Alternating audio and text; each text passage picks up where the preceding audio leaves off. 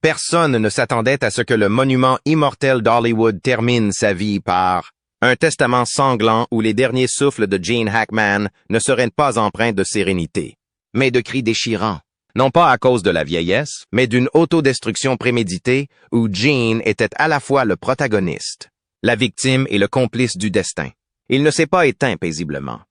Au lieu de cela, le manoir de Saint-Effet devint une chambre de torture mentale où Gene fut étranglé par les obsessions de l'amour, de la solitude et de la manipulation silencieuse. Son dernier message n'était pas une lettre manuscrite tremblante, mais un enregistrement top secret où Gene dévoilait son visage le plus nu. Fable, paniquait, implorant sa libération. Qui a forcé Gene à prononcer ces mots? Qui a privé de son autonomie ultime un homme qui dominait autrefois Hollywood? Était-ce l'amour ou le contrôle? Un monument tombé non pas à cause de l'âge, mais à cause de secrets trop lourds à emporter dans la tombe. Santa Fe, Nouveau-Mexique, une terre baignée de soleil, aux collines arides et au ciel infini, où le coucher du soleil colore les rochers rouges d'or. Dans ce lieu apparemment paisible, un nom s'est discrètement retiré des projecteurs d'Hollywood. Gene Hackman. Le public le connaissait pour ses rôles froids, tranchants et lourds de sens. Deal of French Connection, impitoyable, aux conversations. Gene Hackman n'était pas qu'un acteur. Il était le symbole vivant d'une époque cinématographique sans compromis, où le talent devait se faire entendre pour gagner sa place sous les projecteurs. Pourtant, alors que la plupart de ses contemporains s'accrochaient à la lumière avec des rôles ultimes ou des retours surprises, Gene Hackman choisit le chemin inverse. Il disparut. Depuis 2004, année où il a annoncé sa retraite d'acteur, Hackman n'a quasiment pas fait d'apparition publique. Pas d'interviews, pas d'événements, pas même de rétrospective de sa carrière. Tout ce que l'on savait, c'est que lui et sa seconde épouse, Betsy Arakawa, s'étaient retirés dans une demeure au cœur de la banlieue de Santa Fe, un endroit qu'il appelait le pays du vent et du silence. Le manoir a rapidement acquis un surnom envoûtant auprès des habitants, le manoir silencieux, non seulement en raison de son étrange isolement, mais aussi de l'atmosphère dense qui l'entourait. Les facteurs voyaient rarement les propriétaires. Les livreurs recevaient de brefs messages leur demandant de laisser leurs objets à la porte. Même les voisins vivant à quelques centaines de mètres ne voyaient presque jamais Gene Hackman sortir. Il était autrefois le visage du cinéma américain. Aujourd'hui, il n'est plus qu'une ombre derrière ses murs. Un habitant du quartier a dit un jour que c'est précisément de ce silence que les rumeurs se sont répandues. Certains disaient que Gene Hackman écrivait des mémoires inédits. D'autres pensaient qu'il consignait ses pensées, ses derniers messages, pour s'adresser aux générations futures. Et d'autres encore pensaient que Betsy Arakawa, la femme qui avait traversé de nombreuses tempêtes avec Gene Hackman, lui avait demandé de couper tout lien avec Hollywood, comme un accord tacite entre eux. La vérité resta inconnue, le manoir silencieux n'ouvrant jamais ses portes aux curieux. La seule information divulguée fut un détail concernant un plombier engagé en 2023.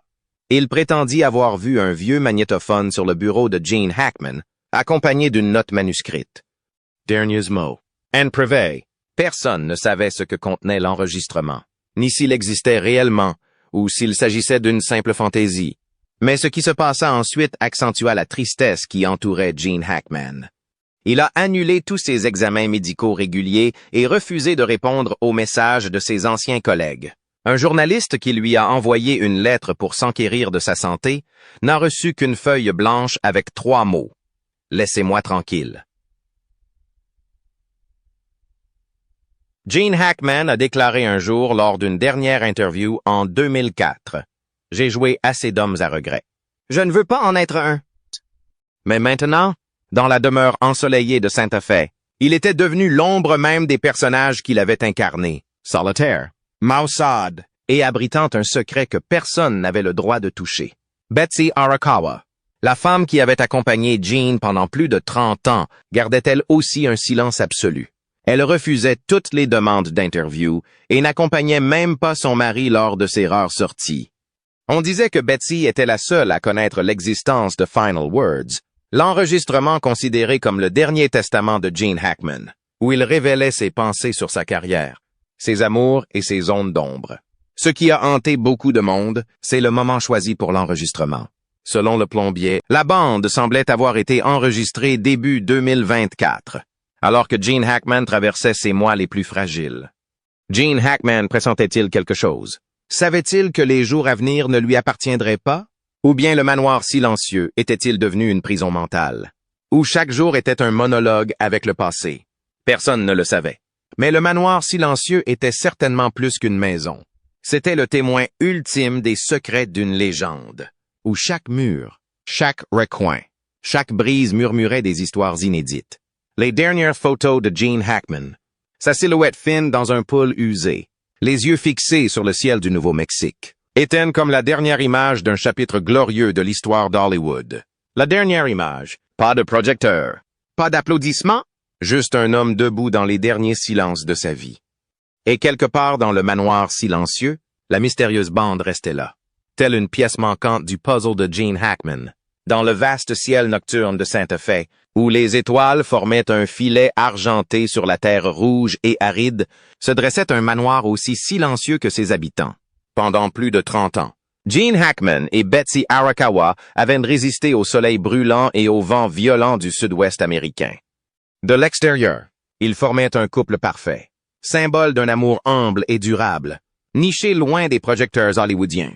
Pourtant, la vérité n'est jamais aussi simple qu'elle le paraît. Entre les murs de pierre brute, lors de dîners en tête-à-tête aux chandelles, existait un lien vague et fragile, mélange d'amour et d'obsession possessive. Une étrange connexion, connue plus tard sous un nom tacite. Le pacte final. Betsy Arakawa, la petite hawaïenne, était autrefois une pianiste aux mains gracieuses et au regard doux. Mais derrière cette apparence fragile se cachait une âme complexe, pleine de souffrance et hantée par la séparation. Lorsqu'elle rencontra Gene Hackman dans les années 80, Betsy ne l'aimait pas seulement pour sa célébrité ou le charme d'une star chevronnée. Elle aimait Gene comme s'il était sa dernière ancre, un morceau de bois flotté solitaire sur l'océan qui, s'il était perdu, ne la retrouverait jamais. Cet amour était d'une beauté à couper le souffle, mais plus il était beau, plus il était dangereux. Les vieux amis de Gene Hackman ont admis qu'après sa relation avec Betsy, de nombreuses portes se sont fermées discrètement. Appel sans réponse. Absence de Gene au fait. Peu à peu, Hackman a disparu de la vie sociale, même de ceux qui l'avaient soutenu à ses débuts. Ce n'est pas que j'ai quitté Hollywood.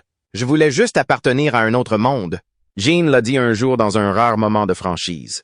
Mais ses proches savaient qu'il y avait un autre monde à côté de Betsy, où il avait troqué le monde extérieur contre le regard paisible de la femme qu'il aimait. Cependant, cette paix ne fut jamais totale. Des rumeurs circulaient parmi les anciens amis de Gene Hackman, révélant que Betsy ne l'aimait pas comme d'habitude. Elle était tentée par l'idée que Gene la quitte, comme trop d'autres l'avaient quitté par le passé. À cause de cette peur, Betsy contrôlait chaque respiration, chaque connexion, chaque nom dans la liste de contacts de Gene, même les enfants de Gene Hackman. Ces 3 enfants issus de son premier mariage deviendraient des épines dans le pied de Betsy. Les brefs appels entre père et enfant se firent plus rares. Les lettres envoyées de loin ne reçurent que le silence. Personne n'osa dire que Betsy interférait, mais personne n'osa nier sa présence invisible dans chacune des décisions de Gene Hackman. Le plus effrayant n'était pas le contrôle, mais ce qu'ils avaient promis ensemble, un accord secret de vie ou de mort qu'ils appelaient discrètement le pacte final. Personne ne savait exactement quand l'accord avait pris naissance, mais de vagues bribes d'histoires fragmentées émanaient de quelques vieux amis. Par une nuit étoilée de Santa Fe, dans le jardin du manoir, Gene et Betsy étaient assis ensemble, sous un ciel noir et velouté, et se jurèrent que si l'un mourait le premier, l'autre ne resterait pas seul dans la solitude. Ils ne qualifiaient pas cela de vœu d'amour romantique. C'était un accord de vie ou de mort au sens propre du terme. Un engagement vague entre 2 âmes liées jusqu'au bout, que ce soit bien ou mal, quel que soit l'avenir. Les pièces du puzzle ont commencé à s'assembler lorsque les gens ont appris que Betsy gardait toujours un flacon de sédatif puissant dans son tiroir de chevet. Gene Hackman, qui n'avait jamais souffert d'insomnie sévère, prenait ses pilules régulièrement pendant des années. D'étranges rêves interrompaient les conversations au milieu de la nuit, alors que Gene était assis, le regard vide, près de la fenêtre, marmonnant des mots incompréhensibles. Un vieil ami, le seul encore en contact avec Gene, se souvenait, je les ai entendus parler une fois. Ils ne se disputaient pas, mais on aurait dit qu'ils préparaient quelque chose qu'aucun d'eux ne voulait dire à voix haute. Ce que personne n'osait demander directement à Gene Hackman, le pacte final existait-il vraiment? Et si oui, était-ce un accord entre deux amants, ou une chaîne les enchaînant dans une peur morbide de la séparation? Dehors, Sainte-Fée restait silencieuse. Les vents des hautes terres portaient l'odeur de la terre sèche et de l'herbe brûlée. Mais à l'intérieur du manoir silencieux, où seuls deux êtres et un accord secret existaient, le temps s'écoulait différemment. Plus lent, plus étouffant, et enveloppé d'une froideur indescriptible. Betsy Arakawa, la petite femme que Gene Hackman aimait tendrement, était-elle un ange sauveur ou la geôlière de son âme durant ces dernières années? Et Gene Hackman, qui avait incarné des centaines de personnages forts et puissants, était-il devenu l'otage de son propre mariage? La réponse se trouvait encore quelque part dans les fragments intacts du pacte final. Sainte-Fée. À la fin de l'hiver, le vin sec bruissait à travers les portes entr'ouvertes de la vieille demeure en pierre au bout de la pente. Cette maison, autrefois refuge de Gene Hackman et Betsy Arakawa après les feux de la rampe hollywoodien, était désormais devenue un écrin de rumeurs et d'histoires glaçantes sur les derniers jours de la légende du cinéma. Et au cœur de toutes ces rumeurs, l'événement le plus hantant pour le public était le dernier enregistrement de Gene Hackman. Personne ne savait avec certitude si l'enregistrement existait. Mais la rumeur le concernant dura plus longtemps que n'importe quel film classique dans lequel Gene avait joué. Les connaissances, ceux qui avaient mis les pieds dans la demeure de Sainte-Fée avant le jour fatidique, tous murmuraient à propos d'un secret caché que Gene Hackman tentait de garder jusqu'à ses derniers instants. Une confession, un murmure désespéré dans l'obscurité. On disait que l'enregistrement n'était ni une simple lettre manuscrite, ni les notes de journal écrites à la hâte par un homme de 95 ans. Perdu entre des murs familiers. C'était une voix réelle, tremblante et nue, chaque souffle interrompu mêlé d'une peur sèche. Si vous trouvez ceci, je suis désolé. On croyait que c'était la première phrase, des excuses sans début ni fin, sans destination, sans explication. Cela résonnait dans la voix rauque qui était la marque de fabrique de Gene Hackman, mais ce n'était plus la voix de Lex Luthor ni celle d'un personnage fictif, mais celle d'un homme confronté à son destin. Lorsque l'équipe médico-légale pénétra dans le manoir après l'appel d'un livreur resté sans réponse, elle fut témoin d'une scène inoubliable. Tout était d'une propreté glaçante. La table était dressée pour deux personnes, deux tasses en verre face à face, avec seulement quelques gouttes d'un liquide ambré. Sur la table, ni livre ni lettres, mais un petit vieux magnétophone niché au milieu d'une pile de serviettes blanches immaculées. L'appareil n'était pas allumé. Personne n'y avait touché. Mais c'était comme un accessoire, installé en attendant que la bonne personne le trouve. Quand la main tremblante d'un enquêteur alluma la machine, tout redevint silencieux. Aucun son, aucun enregistrement. La carte mémoire était vide, mais le rapport interne qui a suivi a enregistré un détail. Au fond de l'enregistreur se trouvait une mèche de cheveux argentés. Selon les récits transmis par ceux qui avaient servi chez les Hackman, Gene avait essayé le journal vocal après avoir fêté ses 90 ans. Il n'écrivait plus à la main à cause des tremblements liés à l'âge. Au lieu de cela, chaque soir avant de se coucher, il allumait la machine et se disait quelques mots. De petites pensées, des souvenirs fragmentés, des bribes de souvenirs sur Hollywood et Betsy, mais au bout d'un moment, il arrêta d'enregistrer. Et c'est Betsy qui rangea la machine dans le coffre-fort de la chambre. « C'est mieux ainsi », dit-elle à une gouvernante proche. Personne ne comprit ce qu'elle voulait dire. Seulement, depuis ce jour, la maison semblait être devenue silencieuse. Certains prétendent avoir entendu Leslie Hackman, la fille de Gene, admettre qu'elle possédait une copie de l'enregistrement. Mais le silence absolu de Leslie n'a fait qu'alimenter les rumeurs. On pensait que l'enregistrement n'était pas seulement un adieu, mais une accusation. Peut-être contre Betsy, au sujet de l'obsédant pacte de vie ou de mort qui les liait, voire un ultime plaidoyer pour échapper à quelque chose. Les enquêteurs, bien qu'ils n'aient trouvé aucun enregistrement, ont noté une chose. La maison où Gene Hackman et Betsy Arakawa sont décédés était agencée comme une froide scène de Broadway. Chaque objet, chaque siège, chaque photo de famille, tout était disposé dans un ordre étrange, presque parfaitement symétrique. Comme si quelqu'un avait tout écrit, de la faible lumière traversant les fenêtres, à la façon dont les deux verres étaient disposés face à face sur la table à manger. Ce n'était pas la scène d'un décès soudain. C'était comme les coulisses d'une pièce de théâtre où Gene Hackman et Betsy Arakawa étaient les deux acteurs principaux.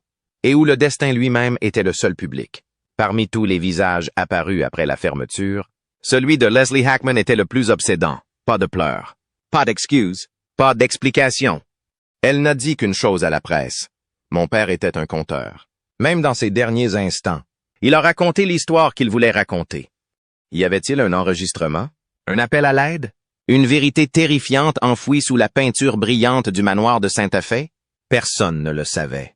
Et ce silence même en était la preuve la plus terrifiante. Lorsque les lumières d'Hollywood se sont éteintes, lorsque les portes du manoir de Sainte-Fé se sont refermées pour toujours, les gens se demandaient encore ce qu'avait dit Gene Hackman ce soir-là, et qu'il l'avait vraiment écouté. Il y a des périodes dans la vie d'une personne qui passent doucement, vaguement, sans que personne ne se donne la peine de s'en souvenir. Mais il y a aussi des moments de répit qui deviennent légendaires, non pas parce qu'ils sont trop bruyants, mais parce qu'ils disparaissent complètement du flux de la réalité. C'est ce qu'on dit des semaines fantômes. Les dernières semaines étranges passées dans la demeure de Gene Hackman et Betsy Arakawa à Sainte-Fé. Les voisins des environs de Sainte-Fé, habitués à la solitude du couple, n'avaient jamais vu la maison sombrer dans un tel isolement. Pas de courrier distribué, pas de livraison. Personne n'allait ni ne repartait, pas même les aides de longue date. Le portail en fer au bout de la pente était hermétiquement fermé. La serrure électrique constamment activée, les caméras de sécurité pointées vers l'extérieur. Mais ces caméras furent le premier détail à révéler l'anomalie. Les données du système de surveillance ont enregistré que toutes les caméras extérieures ont cessé de fonctionner le 14 février à Dix-7 H32. Aucun dysfonctionnement, aucun sabotage.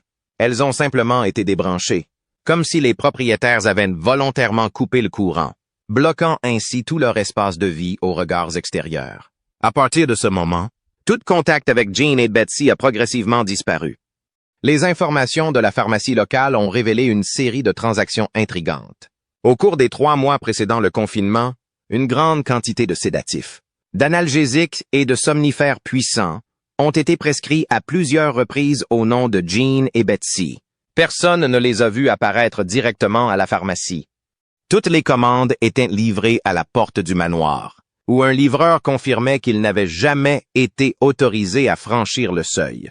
Parmi ces médicaments, certaines étaient destinées à des patients en phase terminale, ceux qui se préparaient à un aller simple. Mais le dossier médical de Gene indiquait que, malgré sa santé déclinante, il ne souffrait d'aucune maladie terminale, ni de cancer, ni de troubles neurologiques graves. Alors, à quoi servaient ces médicaments? Lorsque les enquêteurs ont enfoncé la porte d'entrée pour entrer dans la maison suite à un signalement de disparition, ils ont été confrontés à un paradoxe effrayant. La porte d'entrée était verrouillée de l'intérieur, l'ancienne serrure parfaitement entretenue, sans aucune trace d'effraction.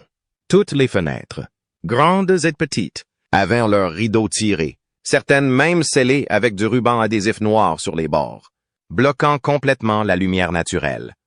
Tous les appareils de communication, téléphones fixes, portables et tablettes, étaient éteints et soigneusement rangés dans des tiroirs, sans pile.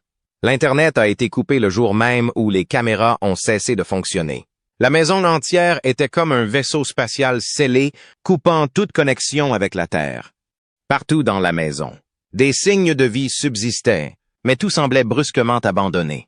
Un livre que Gene lisait, allongé sur un fauteuil, une tasse de thé froid, la surface recouverte d'une fine pellicule brumeuse, des vêtements propres pliés, mais jamais portés.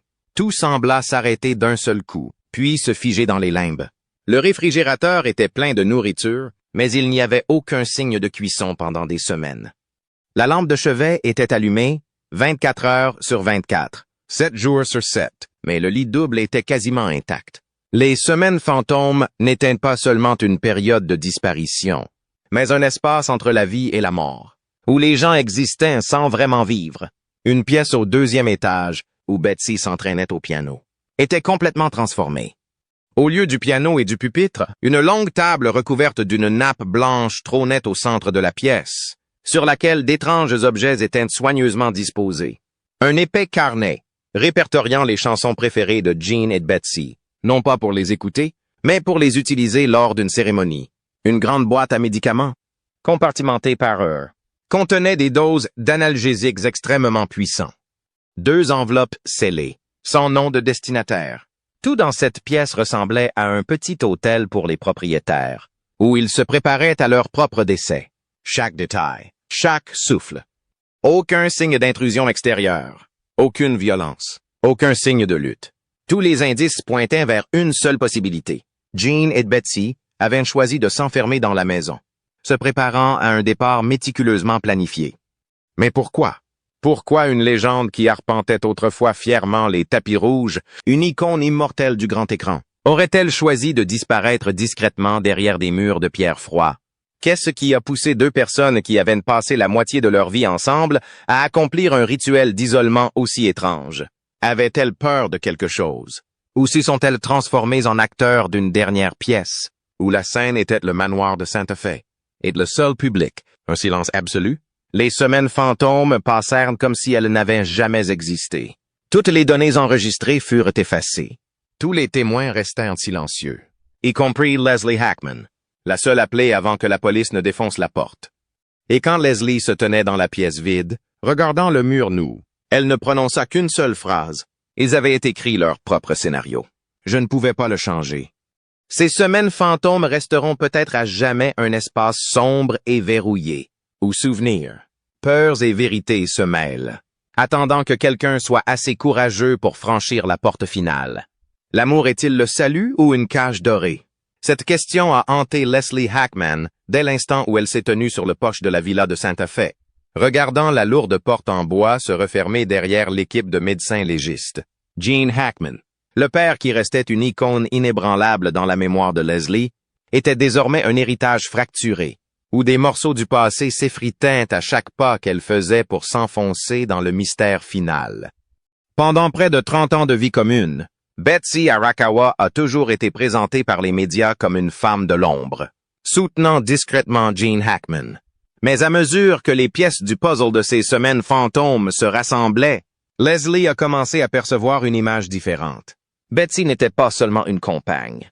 Elle aurait pu être la réalisatrice.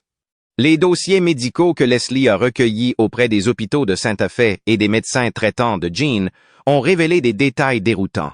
Bien que Gene soit encore suffisamment lucide pour prendre des décisions concernant son traitement, des médicaments et des conseils aux soins de longue durée. Toutes les ordonnances de somnifères, de sédatifs et d'analgésiques à forte dose étaient au nom de Betsy. Il n'y avait aucun ordre direct de Gene. Betsy signait, Betsy recevait, Betsy détenait la clé de l'armoire à pharmacie. Des régimes caloriques précis aux rares visites d'invités. Tout dans la vie de Gene passait par le filtre de Betsy. En début, Leslie pensait que c'était de l'amour. L'amour d'une épouse dévouée pour son mari vieillissant. Mais plus elle fouillait dans les notes, les courriels entre Betsy et l'équipe médicale, plus cet amour ressemblait à une chaîne dorée. Gene ne devrait pas regarder les informations trop longtemps. Il doit éviter les gens qui le contrarient. Gene devrait prendre ce médicament plutôt que celui-là. Chaque décision, aussi insignifiante soit-elle, passait par Betsy. Même la façon dont Gene devait appréhender la mort. Leslie se souvenait parfaitement de Gene Hackman à son apogée. Fort. Coriax. Personne ne pouvait lui imposer ses pensées. Il choisissait ses rôles instinctivement, rejetait des scénarios à plusieurs millions de dollars simplement parce qu'ils ne lui plaisaient pas. Il se livrait à des disputes houleuses avec les réalisateurs, quittait les plateaux s'il se sentait méprisé. Pourtant, dans sa vieillesse, cet homme a failli disparaître. Lors de ses derniers entretiens, Leslie vit son père s'exprimer à partir de textes préparés par Betsy, évitant les questions sensibles. Son regard se détourna. Ce main reposait sur celle de Betsy, comme s'il tenait une bouée de sauvetage. Ou peut-être était-il serré fort. À partir de 2017, lorsque la santé de Gene a commencé à décliner, Leslie a constaté un changement dans l'équilibre des pouvoirs. Betsy est devenue l'unique porte-parole, prenant toutes les décisions pour Gene, refusant même des interviews ou des offres de retour au cinéma sans le consulter. Leslie se souvient d'une nuit d'été de 2019 où elle lui a rendu une visite surprise sans prévenir. Betsy n'ouvrit pas la porte immédiatement. Leslie insiste pour attendre, mais elle la laissa entrer à contre-cœur. Gene était assis dans le salon, mais ses yeux étaient aussi troubles que du verre poussiéreux, son sourire crispé. Et chaque phrase commençait par « Betsy pense que… » Betsy m'a dit que je devrais l'écouter. Le père puissant d'antan était désormais diminué dans sa propre vie, tel un figurant sur la touche, attendant qu'on lui donne son texte. Betsy insistait toujours sur le fait que toutes les décisions concernant le traitement, les médicaments, et même le jour de leur décès, appartenaient à Jean, mais Leslie n'y croyait pas. Les ordonnances que Betsy avait reçues, les notes manuscrites laissées dans la chambre, où elle énumérait les tâches à accomplir pour aider Jean à mourir paisiblement, racontaient une toute autre histoire. La plus grande question hantait Leslie. Gene Hackman voulait-il vraiment mourir? Ou Betsy avait-elle décidé à sa place? Le silence de Leslie après avoir entendu l'enregistrement top secret de Gene n'était pas seulement dû à la douleur de la perte de son père. C'était aussi de la peur que la voix sur l'enregistrement ne soit plus celle de Gene Hackman, mais simplement l'écho de Betsy à travers les mots qu'il était obligé de lire. Elle ne détestait pas Betsy. Elle ne pouvait pas haïr la femme qui avait pris soin de son père pendant près de 30 ans. Mais la gratitude ne suffisait pas à dissiper le soupçon que Gene Hackman, symbole de force et de liberté, ait pu vivre ces dernières années comme une marionnette, manipulée par un amour doux et manipulateur. Et lorsque les portes du manoir de Sainte-Fée se refermèrent pour la dernière fois, Leslie le sut. La réponse au sort de Gene Hackman, qui en détenait la véritable clé, serait à jamais enfermée dans cette maison, avec les secrets enfouis. Il y a des maisons qui ne tombent jamais vraiment en ruine, même après le départ de leurs habitants. La demeure de Sainte-Fée en est un exemple. Ce n'est pas seulement la dernière villa de retraite de Gene Hackman, mais une entité vivante, respirant à chaque pas, silencieuse à chaque brise qui traverse les fenêtres jamais complètement fermées. Les habitants de Sainte-Fée l'appellent la Maison des Murmures. Les histoires se répandent auprès des voisins, d'anciens agents d'entretien et même de ceux qui ont aperçu Gene Hackman debout près de la fenêtre, le regard perdu vers les montagnes sangres de cristaux. Les murmures ne cessent jamais. On pense que les souffles de Gene et Betsy n'ont jamais quitté la maison. Non pas des fantômes physiques, mais un flot de souvenirs à jamais captifs, se rejouant comme un vieux film musée. Des fragments de conversation, des pas nocturnes résonnant sur le parquet, le bruit des portes qui s'ouvrent et se ferment doucement, même si la maison est hermétiquement fermée. Ils s'aimaient, d'un amour si fort qu'ils les consumaient tous les deux. Mais ils se craignaient aussi, craignaient de se perdre, craignaient un jour sans personne à qui s'accrocher dans les ténèbres de la vieillesse. Cette peur transformait la maison en un tombeau vivant, enterrant chaque sourire, chaque rêve inachevé. Leslie Hackman, l'unique héritière de Gene, n'a pas vendu la maison et n'y a pas emménagé, mais elle y revient une fois par an. À l'anniversaire du décès de son père, debout devant la lourde porte en bois, la main tremblante sur la poignée, mais n'osant jamais la tourner. « Je l'entends », a dit Leslie un jour dans une rare interview. Pas une voix claire, juste un sentiment, une présence, une tristesse flottant dans l'air. Il y a des choses qu'il n'a jamais dites, des questions qu'il n'a jamais posées. Et maintenant, tout cela est coincé dans cette maison. Gene Hackman a-t-il vraiment laissé un dernier enregistrement? Cette question a hanté les journalistes, les fans et les documentaristes qui ont tenté d'approcher Leslie, mais personne n'a entendu l'enregistrement, sauf elle. Pas une seconde de son, pas une seule copie n'a été révélée. Certains pensent que la cassette contient de sombres vérités sur l'amour, le control, l'accord secret entre Gene et Betsy dans leurs derniers jours. D'autres pensent que l'enregistrement n'était pas l'adieu de Gene au monde, mais son adieu à lui-même. Une phrase écrite et lue par lui-même, mettant un terme à sa vie. Leslie n'a pas confirmé. Elle a simplement dit que certains secrets devraient être enterrés avec les défunts. La maison est toujours debout, solitaire à flanc de colline. Personne n'ose l'acheter. Les équipes de tournage qui ont demandé à filmer ont rencontré d'étranges dysfonctionnements en entrant dans le jardin. Les images étaient déformées, le son était coupé ou des bruits inexpliqués ont été enregistrés, comme le glissement de chaises en bois, le soupir d'une personne dans une pièce vide. Le manoir de Sainte-Fée n'est pas seulement une propriété, c'est un mausolée vivant, où des secrets sont enfermés dans chaque morceau de bois, chaque brique, chaque fente de fenêtre. Quiconque entre sent des yeux invisibles qui l'observent, des questions en suspens, des questions auxquelles seul Gene Hackman, Betsy Arakawa et Leslie Hackman connaissent peut-être les réponses. Quant au monde extérieur, on n'entend que les murmures de la maison, échos d'amour, de peur et de vérité jamais révélées. Et lorsque les portes du manoir de Sainte-Fée se ferment au coucher du soleil, ce n'est pas seulement la fin d'une journée, c'est un chapitre de mystère sans fin.